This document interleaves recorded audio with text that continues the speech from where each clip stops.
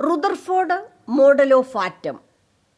റുദർഫോർഡിൻ്റെ atom model based on his alpha ray scattering experiment, he proposed an atom model is called planetary model of atom, സൗരയൂഥ മാതൃകയിലുള്ള atom.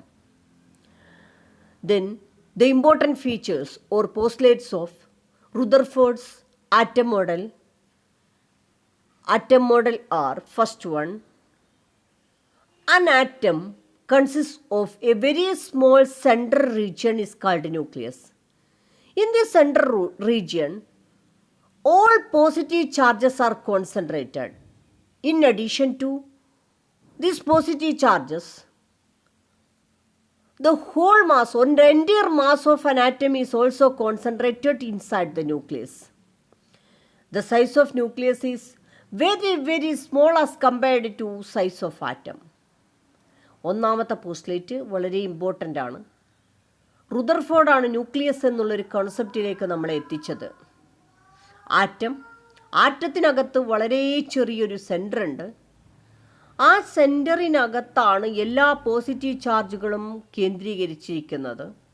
കൂടാതെ ആറ്റത്തിൻ്റെ മുഴുവൻ മാസും കേന്ദ്രീകരിച്ചിരിക്കുന്നതും ആ ന്യൂക്ലിയസിൽ തന്നെയാണ്. ആ ന്യൂക്ലിയസിൻ്റെ size എന്ന് പറയുന്നത് ആറ്റത്തിൻ്റെ സൈസുമായിട്ട് കമ്പയർ ചെയ്യുമ്പോൾ വളരെ വളരെ ചെറുതാണ്. വലിയൊരു concept.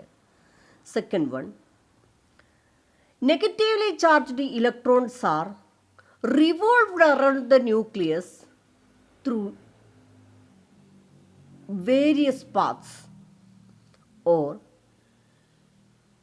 Nucleus is surrounded by negatively charged electrons. These electrons are move around the nucleus. The positive charge of the nucleus is balanced by the negatively charged moving electrons around the nucleus. ഈ movement നമുക്ക് നോക്കാം. ഇവിടെ positive charge centre വളരെ കുറഞ്ഞ സ്പേസിലേ ഉള്ളൂ. Electrons ഉണ്ട്. ഈ electrons ഇങ്ങനെ മൂവ് ചെയ്യാൻ തുടങ്ങുകയാണ്. ഇങ്ങനെ ആറ്റത്തിൻ്റെ ചുറ്റും ഇങ്ങനെ മൂവ് ചെയ്യാണ്. ഒരു ഇലക്ട്രോണാണ് ഈ മൂവ് ചെയ്യുന്നത്, ഒരു പാത്ത്. ഇപ്പം ശരിക്കും പറഞ്ഞാൽ ന്യൂക്ലിയസിനെ പുറത്തുനിന്ന് സ്റ്റാർട്ട് ചെയ്ത ആ ഇലക്ട്രോൺ അങ്ങനെ റിവോൾവ് ചെയ്തുകൊണ്ടിരിക്കുകയാണ്. Revolve around the nucleus. അങ്ങനെ റിവോൾവ് ചെയ്തുകൊണ്ടിരിക്കുന്ന ഈ ഇലക്ട്രോണുകളാണ് ആറ്റത്തിൻ്റെ സ്റ്റെബിലിറ്റിക്ക് അല്ലെങ്കിൽ പോസിറ്റീവ് ചാർജിൻ്റെ നെഗറ്റീവ് ചാർജ് മാറ്റത്തിൽ ബാലൻസ് ചെയ്യുന്നത് ഈ ഒരു മൂവിങ് ഇലക്ട്രോണാണ്. ഇതാണ് റുദർഫോർഡിൻ്റെ concept. Then these moving electrons or electrons are revolve around the nucleus in high speeds or high velocity.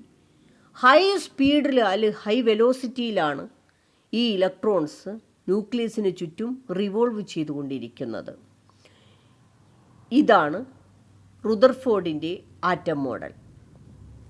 നോക്കുക, ഇതാണ് റുദർഫോർഡ് പ്രപ്പോസ് ചെയ്ത ആറ്റം.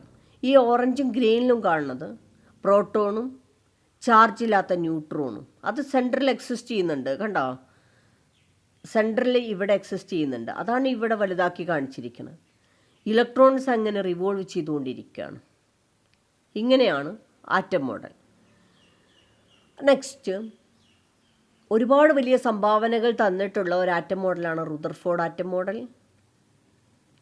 ഈ റുദർഫോർഡ് ആറ്റം മോഡലിനും എക്സ്പ്ലെയിൻ കഴിയാത്ത പലതും ഉണ്ടായിരുന്നു. ഇതിന് നമുക്കെന്ത് പറയാൻ പറ്റും?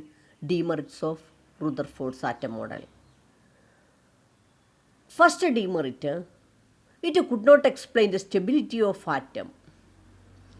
സ്റ്റെബിലിറ്റി ഓഫ് ആറ്റം എക്സ്പ്ലെയിൻ ചെയ്യാൻ ഈ ആറ്റം മോഡലിനും കഴിഞ്ഞില്ല. കാരണം നമ്മൾ പറഞ്ഞു electrons are revolve around the nucleus. ഇങ്ങനെ ചുറ്റിക്കൊണ്ടിരിക്കുകയാണ്. ഇങ്ങനെ റിവോൾവ് ചെയ്തുകൊണ്ടിരിക്കുന്ന ഇലക്ട്രോണുകൾ മാക്സ്വെൽസ് ഇലക്ട്രോ മാഗ്നറ്റിക് തിയറി എന്ന് പറഞ്ഞിട്ടൊരു തിയറി ഉണ്ട്. നിങ്ങൾ പഠിച്ചിട്ടുണ്ടോയെന്ന് അറിയില്ല. ഏതായാലും ആ തിയറി വെച്ചിട്ട് ചാർജുള്ള ഇലക്ട്രോണിനെ പോലെയുള്ള പാർട്ടിക്കിൾസ് കണ്ടിന്യൂസ് ആയിട്ട് മൂവ് ചെയ്യുമ്പോൾ അതിൽ നിന്നും എനർജി നഷ്ടപ്പെടും, അതിൻ്റെ എനർജി ഇങ്ങനെ ലോസ് ആവും. ഏത് രൂപത്തിൽ? ഒരു റേഡിയേഷൻ്റെ രൂപത്തിൽ, ഇലക്ട്രോ മാഗ്നറ്റിക് റേഡിയേഷൻ്റെ രൂപത്തിൽ അതിൻ്റെ എനർജി നഷ്ടമാകുകയും അവസാനം അതിൻ്റെ കംപ്ലീറ്റ് എനർജി നഷ്ടമായിട്ട് ന്യൂക്ലിയസിലേക്ക്, അതായത് നഷ്ടമായി കഴിഞ്ഞാൽ അതിന് മൂവ് ചെയ്യാൻ കഴിയില്ല, അത് ന്യൂക്ലിയസുമായിട്ട് കൊളൈഡ് ചെയ്യുകയും ചെയ്യും, അങ്ങനെ ഇല്ലാതാവും. അങ്ങനെയാണ് അതിൻ്റെ മാക്സ്വെൽസ് തിയറി വെച്ചിട്ട്, മാക്സ്വെൽസ് ഇലക്ട്രോ മാഗ്നറ്റിക് തിയറി വെച്ചിട്ട് അങ്ങനെ നമുക്ക് എക്സ്പ്ലെയിൻ ചെയ്യാൻ പറ്റും. അതുകൊണ്ട് ഈ ഒരു റീസൺ കൊണ്ട് ഒരിക്കലും എന്ത് ചെയ്യുന്നില്ല, ഇലക്ട്രോണിൻ്റെ കംപ്ലീറ്റ് എനർജി നഷ്ടപ്പെടുന്നില്ല, അത് ന്യൂക്ലിയസുമായിട്ട് കൊളൈഡ് ചെയ്യുന്നില്ല, ആറ്റം എപ്പോഴും സ്റ്റേബിളായിട്ട് എക്സിസ്റ്റ് ചെയ്യുന്നുണ്ട്. പക്ഷേ അപ്പോൾ ആ മൂവ്മെൻറ്റിൽ എന്തൊക്കെയോ ഒരു ചെറിയ പ്രശ്നമുണ്ട്. അതുകൊണ്ട് റുദർഫോർഡിൻ്റെ ഈ റെവല്യൂഷൻ ഓഫ് റിവോൾവിങ് ഇലക്ട്രോൺ എന്നുള്ള ഈ കോൺസെപ്റ്റ് ആറ്റത്തിൻ്റെ സ്റ്റെബിലിറ്റി എക്സ്പ്ലെയിൻ ചെയ്യാൻ കഴിഞ്ഞില്ല. അതേപോലെ രണ്ടാമത്, it fail to explain formation of hydrogen spectrum നമുക്ക് പഠിക്കാനുണ്ട്. ഹൈഡ്രജൻ സ്പെക്ട്രം പിന്നീട് കണ്ടുപിടിക്കപ്പെട്ടപ്പോൾ എന്തുകൊണ്ടിങ്ങനെ ഹൈഡ്രജൻ സ്പെക്ട്രം രൂപീകരിച്ചു എന്നുള്ള അതും എക്സ്പ്ലെയിൻ ചെയ്യാൻ റുദർഫോർഡിൻ്റെ ആറ്റം മോഡലിന് കഴിഞ്ഞില്ല. ഇത് രണ്ടുമായിരുന്നു ആറ്റം മോഡലിൻ്റെ ഡീമെറിറ്റ്. എക്സാമിന് merits and demerits of Rutherford's atom model എപ്പോഴും റിപ്പീറ്റ് ചെയ്യുന്നൊരു ക്വസ്റ്റ്യനാണ്.